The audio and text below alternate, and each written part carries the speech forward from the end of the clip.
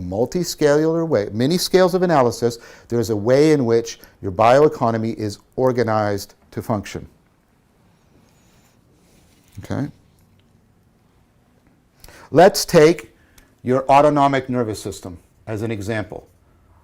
This is not exhaustive. In fact, my point is you will find this strategy, this design, at many levels of analysis in your biology. I'm only using this as an example. So your autonomous nervous system. Okay, so this is your part of your nervous system that is responsible for your level of arousal. Right? That doesn't mean sexual arousal. Arousal means how, and notice how this is logistical, how much your metabolic resources are being converted into the possibility of action, interaction. So you have a very low level of arousal when you're falling asleep. You have a very high level of arousal when you're running away from a tiger. Okay. Now, think about this. You need your level of arousal. There is no final perfect design on your level of arousal. There is nothing you should, there isn't a level that you should always shoot for. You shouldn't maximize your level of arousal. If I'm always, that's not good. I'm never going to sleep. I'm never going to heal, right? If I'm just like always, okay, that's it, going to sleep, that's not good. And the Canadian solution, well, I'll always have a middling level of arousal. That's not good either, because I can't fall asleep and I can't run away from the tiger. So what does your autonomic nervous system do? Well, your autonomic nervous system is divided into two components, right? There is your sympathetic and your parasympathetic.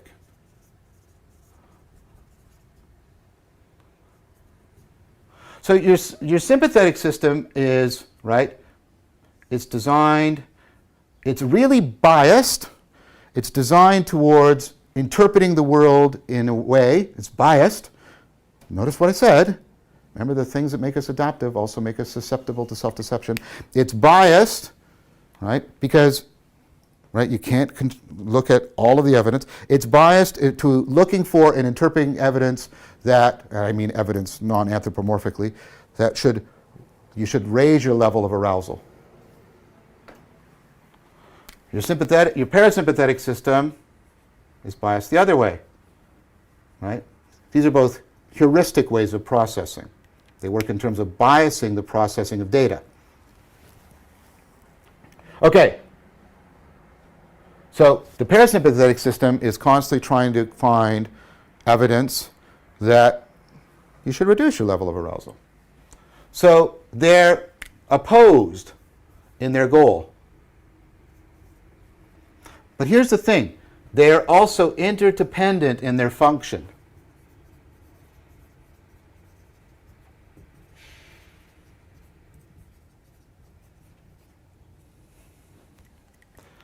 Right?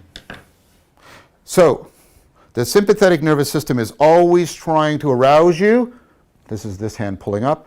And the parasympathetic system is always trying to pull you down. And as the environment changes, that tug of war shifts around your level of arousal.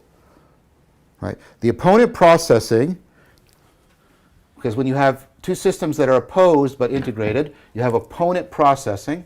The opponent processing means that your level of arousal is constantly evolving to fit the environment. Is it perfect? No, nothing can be. I'd have to, any problem-solving machine, in order to be perfect, would have to explore the complete problem space. That's combinatorially explosive, it can't. But what is this? Well, you've seen this before. Opponent processing is a powerful way to get optimization. Remember when we talked about optimization, when we talked about Plato? You're optimizing between systems that are working in different goals but are integrated in their function. And that way the system constantly self-organizes and thereby evolves its fittedness to the environment. So the way we can get this, I would argue, is by thinking about how